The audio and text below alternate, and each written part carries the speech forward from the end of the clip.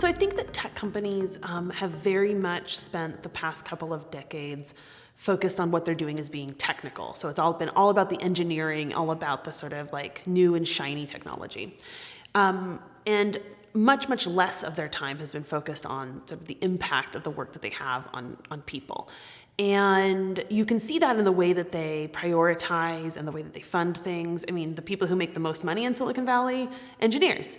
The people who have sort of more human skills, who have more of the communication skills, who think more about how people are going to interact with work. That might be user experience people or communications teams. There's a lot fewer of them, and they don't tend to be paid as well. And so I think that those kinds of priorities really do play out in products too. So the products that you end up with are often very much engineering led. And one of the results of that is you get things that seemed like good ideas because they would have cool tech behind them, but where the ramifications have not really been discussed, and the result can be products that are very harmful to people, and everybody went in with good intentions, but didn't have a good sense of outcomes. What you see happening in a lot of tech companies is a real rush to move to algorithmically generated results, AI-driven processes, things that are sort of more automated and remove the need to have more human control. And the idea being that you can work much more efficiently, you can crunch data more quickly, and you can scale things in a way that you never could with human control. The problem is that all of those systems that are meant to automate, that are supposed to remove the need for humans, they're built by people. And so they're built by people who may or may not be thinking about the impact of their work. And so if they're not, which is very common, they're not thinking about, who they're designing for and who they're leaving out and the assumptions that they're building into products. What they'll end up doing is they'll end up building bias into that algorithmic system, and then that bias gets replicated on and on and on down the line. And so because of that, you end up with the same kinds of problems that we have already seen in the past being sort of replicated and made even worse in the future.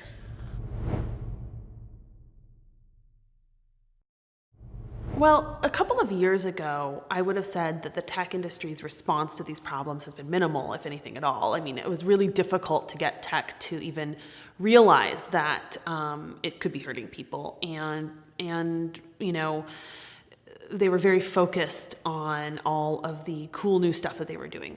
I would say that in the past couple of years, there's an increasing interest from the tech community to start addressing things like what is the impact of kind of always pushing for more engagement, more clicking and tapping, and like what does that do to people? What does that do to their psyches? What is that doing to kids? I think that's starting to come up. I think issues related to how does tech deal with things like harassment and abuse, like those are really starting to be talked about. But I think that that by and large, the conversation ends up being very reactive. So what I mean by that is that when something goes wrong, a tech company is much quicker to apologize, and then they'll make a change, they'll make a tweak. And so, for example, if you see a company like Facebook make a decision that is surfacing these tragic pictures from people's pasts up into their feeds again. That'll come out in the news, it'll make kind of a splash, they'll get some bad PR, they'll apologize for it, and they'll say, we don't want that to happen again. The problem is that they'll then go do the same thing again. So it's like everything is cyclical instead of looking at it as saying, okay, what are the macro systems within our company that have enabled this to happen? And what are the priorities that we have that make us pursue product decisions that enable this? And so that's really what I would like to see changed. I would like to see companies look at this in a much more systematic way and consider how they need to shift processes, underlying principles and values, team structures, workflows, all of these other things that would prevent these problems, as opposed to kind of saying, whoops, and then fixing it and moving on.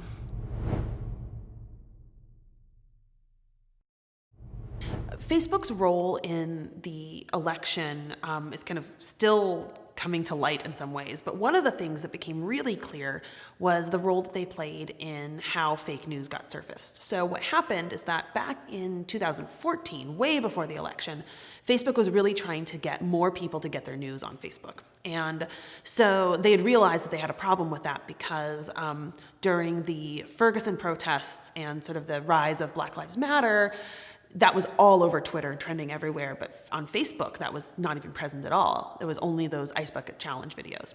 So what Facebook did is they said, okay, we need to get serious about this. We're going to hire people to help us with this. So they hired a bunch of curators who were essentially relatively junior editorial staff who were brought in as third-party contractors. And their job was to get trending topics that were being surfaced by an algorithm, review them to find the best stuff, and then write things like headlines and summaries and put those into the trending topics section. What happened during the election, though, was that there was an accusation of those people being biased, that they were suppressing conservative news sources. Now, Facebook did an internal investigation and found that there was not any evidence of bias, so they say. But whether there was or there wasn't, the way Facebook chose to solve that problem was really telling. What they did is they actually fired all of those human curators and replaced them by just having the algorithm do it. And not only that, but the entire time that those curators had worked there, they were not talking to the engineering team. So every day they would come in, they would get the stuff from the algorithm, they would work on it, they would push it up, and they were never allowed to say, hey, this is getting worse, or this is getting better, or hey, we're routinely finding these problems in what your algorithm is surfacing. So because of that, they weren't able to even help the engineers who were building this product. So once they were fired, within a couple of days, fake news started overtaking that trending topics section. One of the first ones was a story about Megyn Kelly endorsing Hillary Clinton, which had not happened, and was from some random website, and was actually full of typos. And it stayed up there all day. And it was followed by more and more of these stories that had slipped past because there weren't any people involved. And what you really see from that is it's not just, oh gosh, what a terrible happenstance that happened during the election. It's, okay, Facebook made a decision to prioritize machines over people and to think that they could throw technical solutions at a complex problem when it turns out they didn't fully understand the problem. And that's really common in tech. It's like, okay, we'll just engineer our way out of this. And you can't engineer your way out of something you don't understand that well and that has so many fundamentally human pieces to it. And that's really, I think, where that kind of failure happens. And that's the same kind of failure that you see with Facebook's ad platform, which was also approving ads from all of these Russian-backed sources during the election. And those ads were designed to be divisive and apparently were shown to millions and millions of Americans. All of that is still just coming out now, a year later. But it comes down to the same fundamental idea that you can have this really massive system that is too big to really be governed by people. You can't have a human approve every ad individually in a system that large. That you can have that function at that scale and assume that the machines can sort it out, and that if there's a problem, oh well, we'll just move on, when the ramifications, can be massive. I mean, that could be an impact on democracy.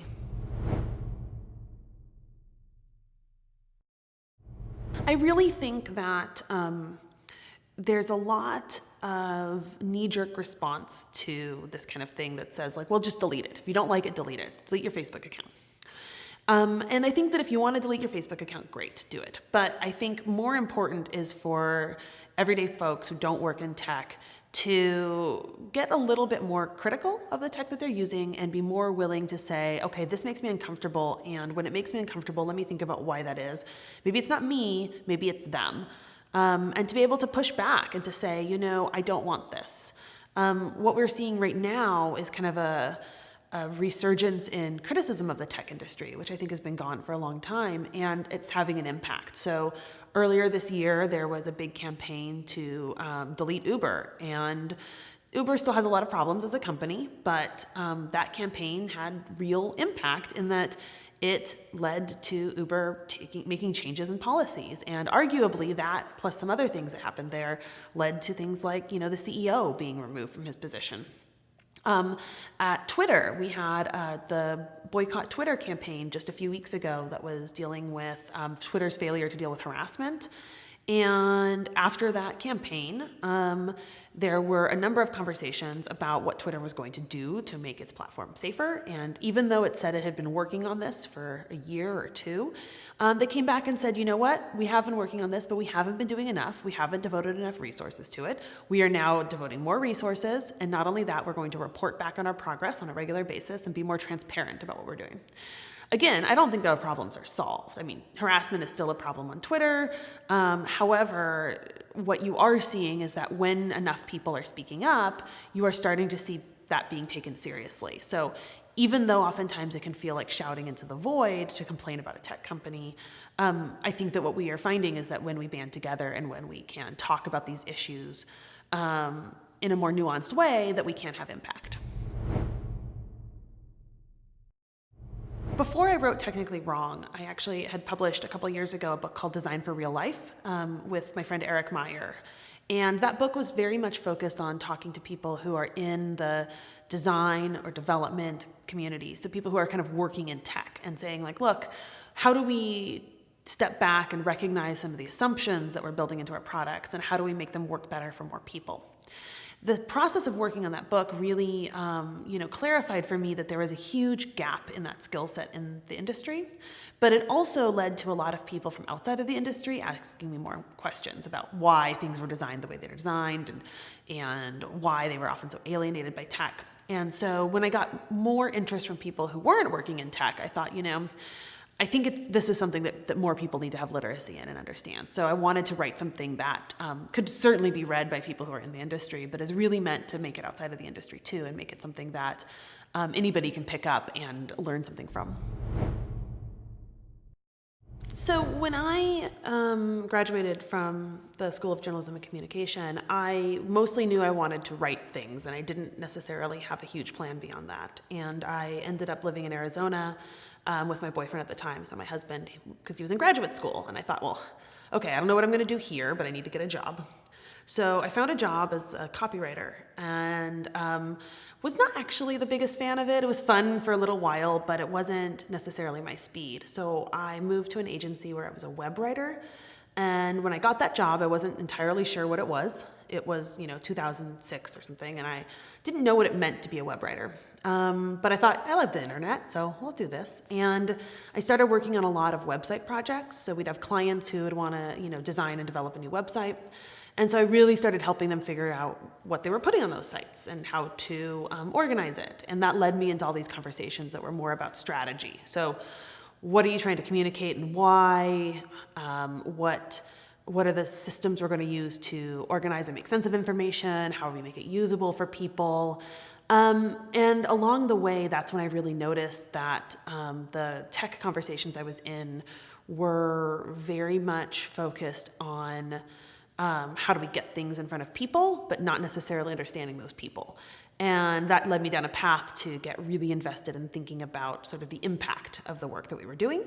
And over time, it just kind of merged more and more of my career into this direction. And it's been really exciting to see the industry change and to adapt and shift what I'm doing, to really also come back to some of the things I've always loved, like long form writing, which I get to do a lot of now.